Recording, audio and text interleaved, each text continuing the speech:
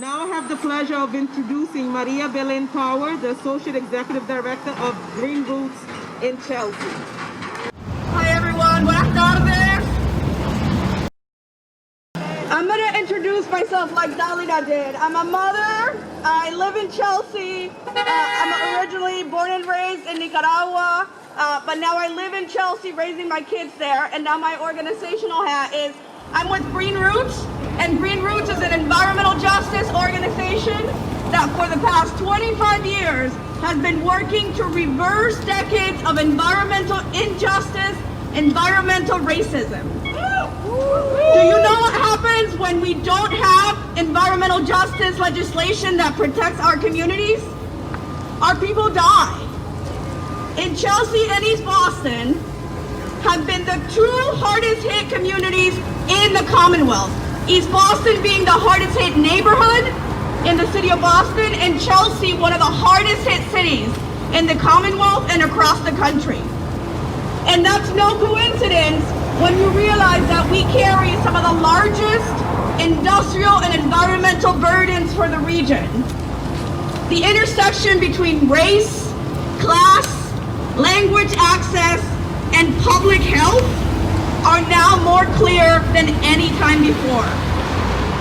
But there are still some people at the State House that don't see those connections, and that they don't see the necessity for using race as a criterion to define environmental justice communities.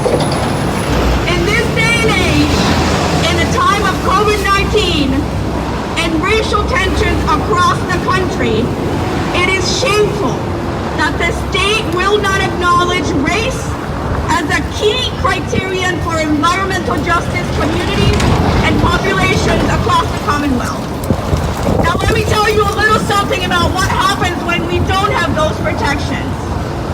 If any of you have heard of Eversource and what they're doing in East Boston, they are currently proposing a substation on the banks of the Chelsea Creek on a parcel of land that has not only on a parcel that will flood, but has flooded many times before. It will be built next to 8 million gallons of jet fuel and adjacent to a heavily utilized playground.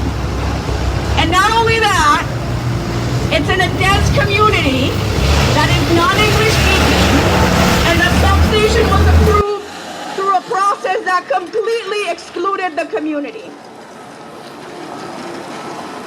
Even though we requested interpretation for a hearing in 2017, the Energy Facility Siting Board thought it would be too disturbing to interpret for the neighbors, for the people that live in that neighborhood, to understand the proposal that was going in their neighborhood. They only interpreted from Spanish into English for the board to understand. But for 4 hours, that residents took time out of their day to sit there and learn about this project. They understood nothing because there was no interpretation. It was only after we raised hell and we filed a civil rights complaint that they finally held a hearing in that neighborhood. And now just last Friday, we learned that the Energy Facility Siting Board and Eversource will hold its final hearing and move forward with the substation. The hearing is being scheduled for December 16th and 17th, right before the holidays. This is yet another example of complete disregard for the community.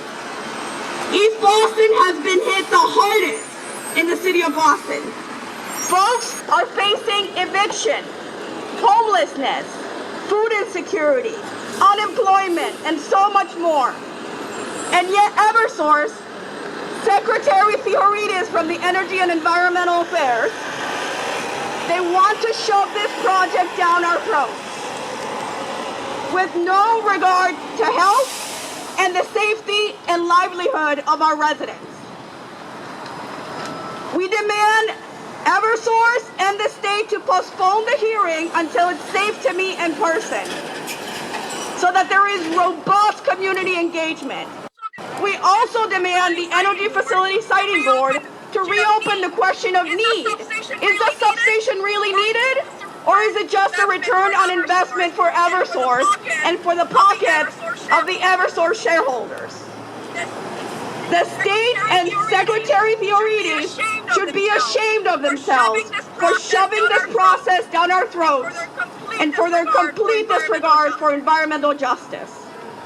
We urge the conference committee, the legislators, and the governor to enact H 4933, which will put into law the definition of what does it mean to be an environmental justice community. The protections will also require the agencies to consider environmental justice in their permitting process and decisions. Now it seems pretty basic. A definition and to consider environmental justice.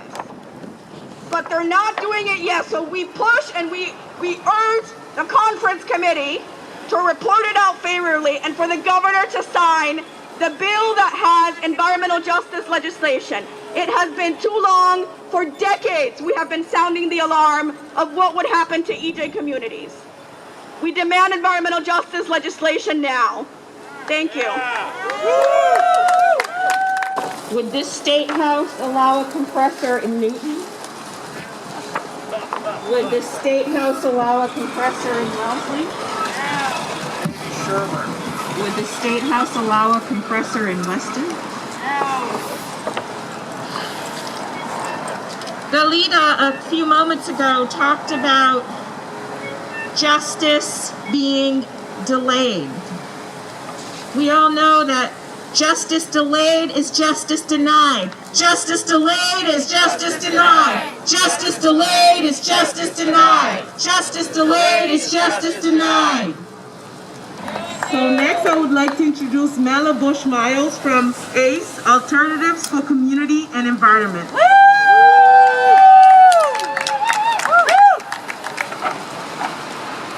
I'm here today to speak on behalf of ACE. ACE is an organization that's been around for over 25 years fighting for environmental justice, fighting for climate justice, fighting for transit justice. And I'm the director of transit-oriented development and the T-Riders Union, building a voice for our communities so that we can stand up and fight for transit, better transit, cleaner housing, cleaner air.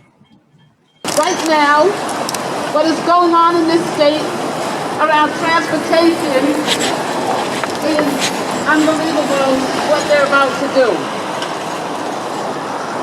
Transit is essential, and it is a public good, and it is the thing that connects all of us together. We cannot get around anywhere without our public transit system. Everyone who's riding on there, going to work is essential.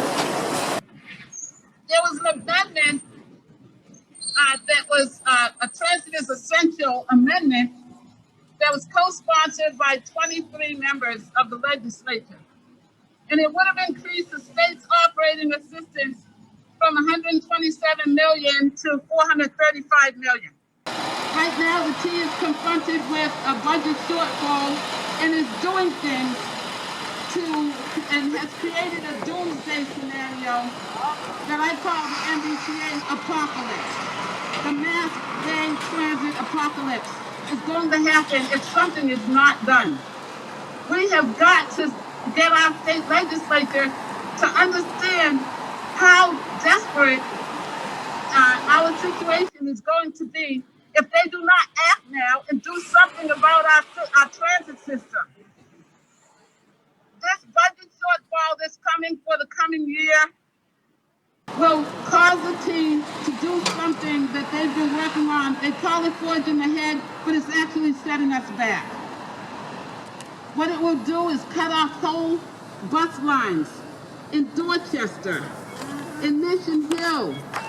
It will cut off buses like the 18 bus that goes from senior building to another, taking people up and down Dorchester Ave. Cut it off. This is an amputation. It is not going to be put back. Once you shut something down, you have to mothball the buses, lower the staffing. Can it be switched right back on? No. We are asking our state legislature to take this crisis seriously. The MBTA is making these decisions now in the middle of the pandemic. And on December 7th, they intend to vote to make these cuts that will begin on January 1st, not next July. They'll cut off transportation to along the Fairmount corridor, for example. The Fairmount line weekend service will be gone. And this is a lifeline for people in our environmental justice communities, where 25% of the people in Boston, the environmental justice people in Boston, communities of color, are located. The majority are located along that corridor that runs from South Station to Hyde Park. So what happens when you cut people off on the weekends? When they're not in school, they're not at work, and then they can't get to their doctor's appointments, they can't get to food and the necessary things. You create more of a crisis. We're already in the middle of a pandemic. We cannot afford for them to cut off our public transportation system in the way that they're doing it. And we're asking everyone who can get on there and participate. Go to the Forging Ahead website on mbta.com and put in your public comments. And get in and tell the MBTA that they should not vote on this while they still have some funds to go through the next summer. God willing, we'll all be out of this situation. We hope that this does not last forever. This pandemic has got to come to an end. And if we all protect each other, I'm wearing 2 masks right now, and I was not going to get up in front of this mic. So now we're spread out like we are today in a wind event so that we won't get sick, God willing. So I'm hoping that people will understand, that the state legislature will understand that they need to act. They have to take this seriously. We cannot afford for them not to do something right now. Justice cannot wait. Transit justice can't wait. Climate justice can't wait. And environmental justice can't wait. Thank you.